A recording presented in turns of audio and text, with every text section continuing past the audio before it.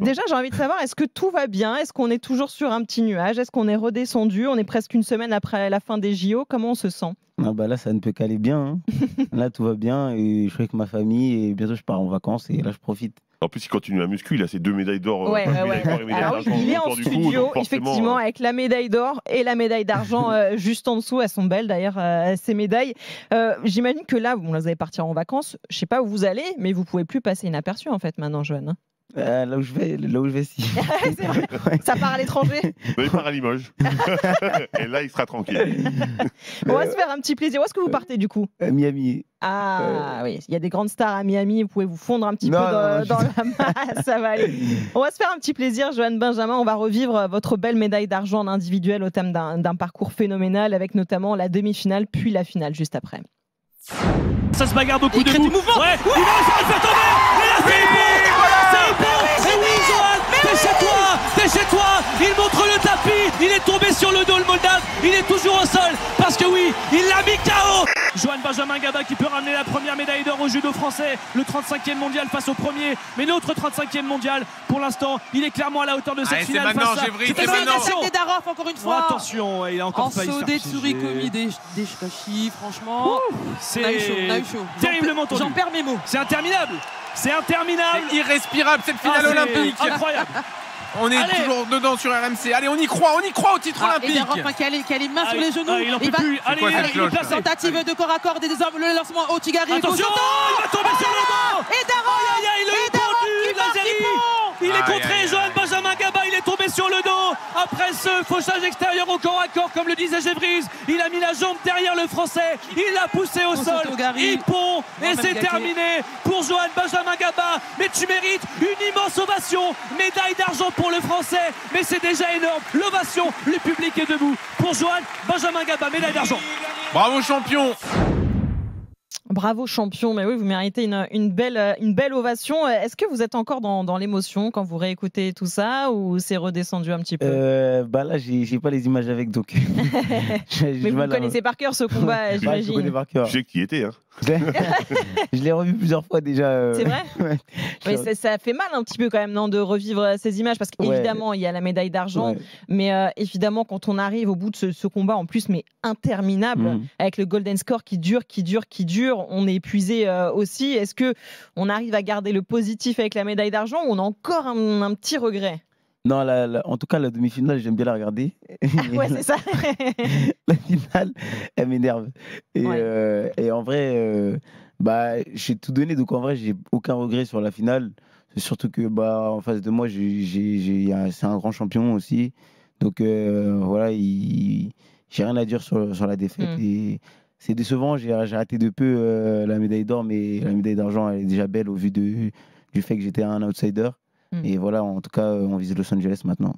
Les objectifs, évidemment. Moi, j'ai une question un petit peu de novice comme ça. Quand je regardais le combat, je lisais sur cette finale, vous avez le golden score, ça dure plus de 5 minutes, c'est interminable pour vous. Est-ce qu'à un moment donné, vous vous dites, je veux juste que ça se termine parce que j'en peux plus, peu importe, ou on a toujours en tête cet objectif d'aller gagner malgré la fatigue et l'épuisement?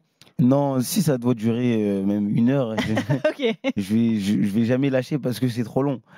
Là, je suis tombé, il a été bon, il m'a surpris, mais on peut pas se dire faut que ça se termine, c'est une finale olympique, c'est jusqu'à tomber dans les pommes. En vrai, je me serais battu. Hein. Ça, c'est beau. Moi, je me pose la question, comment on passe du statut de pas médaillé potentiel? Ouais, vous arrivez 35e mondial quand vous arrivez dans ces JO. Et en plus, comment on se transcende à ce point-là? Et puis vous démarrez contre le vice-champion olympique déjà d'entrée. Donc là, on se dit, va falloir quand même y aller. Mais effectivement, vous, dès le départ, vous vous dites, moi, pas de pression, je suis là pour aller faire un truc à Paris. C'est ça. En fait, c'est un état d'esprit. Après, j'avais conscience quand même de mes capacités. Je pense que c'est le plus important de croire en soi, de savoir qu'on est capable de le faire. Et ça aussi, cette confiance, je l'ai obtenue par tout le travail que j'ai fait. J'étais conscient de tout ce que j'avais fait pour en arriver là. Et voilà, ça m'a servi, ça m'a nourri. Et le public aussi m'a énormément nourri. Le public a joué un rôle vraiment? Évidemment, je pense que le public a vraiment pas mal joué. Parce que ils m'ont mis dans un état dans lequel c'était dur de me battre. Ouais, tu faisais des bonds de Voilà. Ouais, t'étais en transe Voilà, presque. c'est ça, Ouais. exactement. Presque en transe. Alors pour beaucoup, ça peut être inhibant aussi d'avoir ce public, cette pression aussi. C'était pas vos pour les premiers- grands champions. Non, mais Les grands champions, et il en fait partie, les grands champions sont transcendés par ça, pas annihilés. moi je me dis, c'est quand même tes premiers Jeux Olympiques.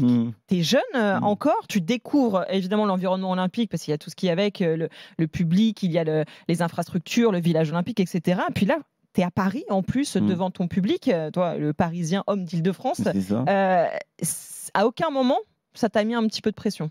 Pas du tout, mais pas du tout. J'étais vraiment pas du tout dans une situation de pression. De toute façon, la pression, c'est quelque chose qui freine au final. C'est pas productif.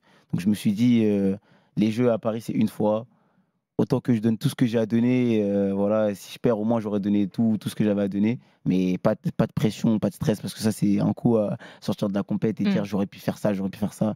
Et je voulais vraiment pas, en tout cas, que ça se finisse comme ça. Ouais, mais ta position n'est pas justement plus facile du fait que personne ne t'attendait. Ah, bien Ça ne sûr. sera pas le cas à Los Angeles. Ouais. Bien sûr, Tu veux un préparateur mental, Fabrice? Bien sûr, c'était plus facile au niveau de la pression. Je pense que mes adversaires avaient plus de pression que moi. Bien sûr. Et donc, effectivement, ça, c'est un. Après, j'avais quand même si j'étais outsider, je voulais quand même pas décevoir Bien sûr. et voilà, montrer que j'étais légitime d'être là et que. Sois rassuré, c'est fait. Ouais. Voilà. Non, mais c'était ta propre pression au final. que Voilà, tu te c'était ma mettais propre personnellement. pression, exactement. Ouais. On est avec Johan Benjamin Gaba, notre médaillé d'argent et d'or en judo aux Jeux de Paris. On a parlé de ta première partie de Jeux Olympiques, j'ai envie de dire. La deuxième, elle est venue ensuite avec cette masterclass lors de l'épreuve par équipe. C'est presque là que tu te révèles encore plus parce que la France est menée 3-1 en finale par le Japon. Il n'y a plus le droit à l'erreur et c'est toi qui montes sur le tatami face au double champion olympique Ifumi Abe. Johan Benjamin qui a trouvé sa place. Il va faire Katarova, il est bon, il a battu Abe. Il a battu Abe. Quel gladiateur, Johan Benjamin Gaba. C'est ça qu'il a fait. C'est ça. C'est ça. Mais c'est énorme. C'est ça. Ah, Jean-Louis là, c'est à pleurer. Ah, c'est incroyable. Comment il a battu Abe. Magnifique, JB, magnifique. Oh purée, il a battu la légende Abe.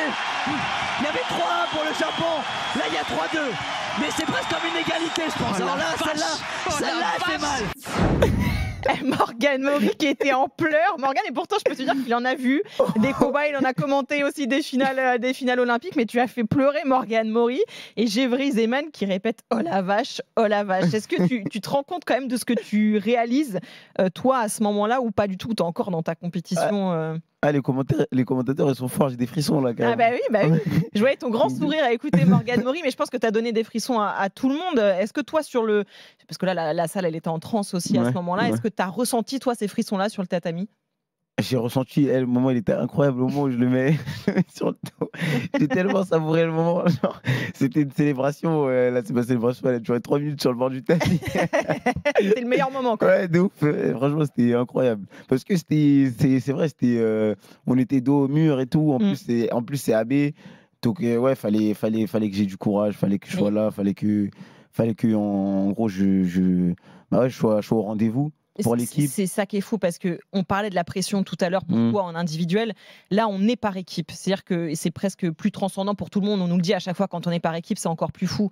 Tu montes sur le tatami face à un double champion olympique qui est certes pas de ta catégorie, mais quand même. Et tu te dis, si je perds, c'est terminé pour l'équipe. Qu'est-ce qu'on ressent à ce moment-là quand on monte sur le tatami? En fait, moi, j'avais pas trop calculé le score. En fait, moi, dès le début, depuis la chambre d'appel, je pense que à lui, en fait.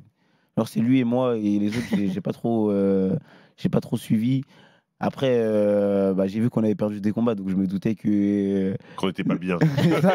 Mais j'avais pas pris conscience que si je perdais, c'était fini. Moi, c'était juste, je le regardais au loin, il était là-bas et c'était ma cible en gros. Mais justement, qu'est-ce qu'on se dit quand on joue quand on combat contre quelqu'un de ce niveau-là, une légende comme Abe qui est effectivement, comme l'a dit Flora, de pas de ta catégorie. Toi, tu es à moins de 73, lui, c'est à moins de 66. Est-ce qu'on se dit, je suis plus costaud, il faut jouer sur ça? Ou on se dit, waouh, la légende, c'est chaud? En fait, au judo, il n'y a pas une telle différence entre deux personnes d'une même catégorie.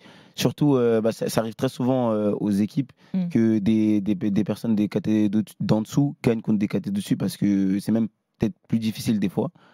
Et en plus, lui, il monte assez haut au poids, donc il devait pas être loin de moi. Ouais. Il a combattu une semaine avant, donc il a eu le temps de reprendre. Okay. Ouais, ils sont plus repesés. Non, ils sont repesés, mais il a repesé, elle a 77, donc. D'accord. Ouais. Ouais. Donc les catégories, oui, c'est pas. Et raconte-nous un petit peu, parce que toi, tu t'es révélé aussi aux yeux du grand public un peu aux derniers mondiaux avec déjà cette épreuve par équipe où tu as rapporté beaucoup de points aux Bleus. Ça te donne une motivation en plus quand tu es comme ça avec tes coéquipiers de l'équipe de France? Je pense à la base, c'est quelque chose qui justement m'enlève de la pression parce que je sais que si je perds, mes coéquipiers peuvent rattraper le coup. Donc je combattais avec plus de liberté, on va dire. C'est pour ça que à la base, sur les équipes, j'étais plus performant que sur les individuels.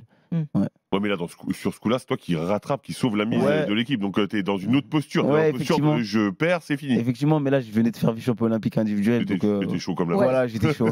Puis, il faut nous parler quand même aussi de cette technique avec laquelle tu bats le japonais. Là. Alors, attends, je vais m'appliquer un kata guruma. C'est ça? C'est ça, kata guruma. Voilà. Il faut que tu nous expliques d'où tu la sors. Est-ce que c'était travaillé? Est-ce que tu l'avais en tête? Est-ce que... J'ai jamais mis de ma vie cette technique. Ouais, je l'ai testé quelques fois à l'entraînement parce que je l'ai vu sur le mec qui me bat en finale des individuels. Il a mis en finale des championnats du monde et ça m'a intéressé, ça m'avait l'air pas mal. Efficace. J'adore cette phrase. Ça m'avait l'air pas mal. Ça m'avait l'air vraiment pas mal parce que le mec il est mené à 20 secondes de la fin, à 12 secondes de la fin, il le met. Dire que vraiment c'est efficace quoi. Et j'ai essayé quelques fois à l'entraînement, je l'ai mis 2-3 fois. Et là, je me suis dit, c'était le moment. J'ai testé et c'est passé. J'ai lu que ça faisait 3 semaines que tu l'avais appris. Ouais, c'est ça. Vrai. Ouais, 2 semaines. Ah oui, 2 semaines. Ouais. Ça s'appelle l'efficacité. En tout cas, ça t'a rendu célèbre auprès des supporters français qui t'ont dédié une petite chanson.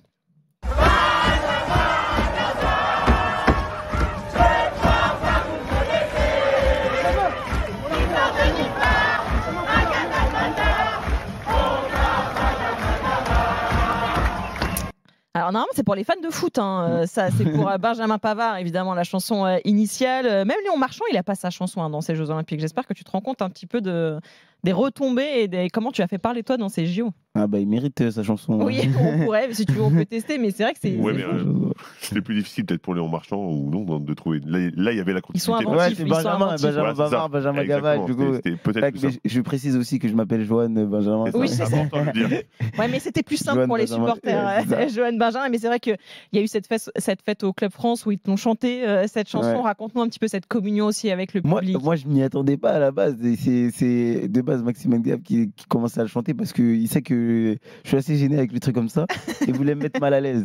Et au final, le public, ils ont suivi et tout. Et du coup, au final, je me suis prêté au jeu et c'était super cool. Ouais, et en tout cas, cette victoire qui permet à la France de revenir à 3-2, ça a transcendé tout le groupe. Derrière, ça a été même le point de départ de la folle remontée des Bleus dans cette finale, jusqu'à donc le moment tant attendu quand vous remontez à 3-3, ce tirage au sort qui désigne Teddy Riner comme dernier combattant pour la victoire. Moins de 73, moins de 70, plus de 90, c'est Teddy! C'est énorme! Quel scénario de dingue! Deux pénalités de chaque côté pour la gagne dans ce tournoi par équipe. C'est un champion tédien. Allez, il va on le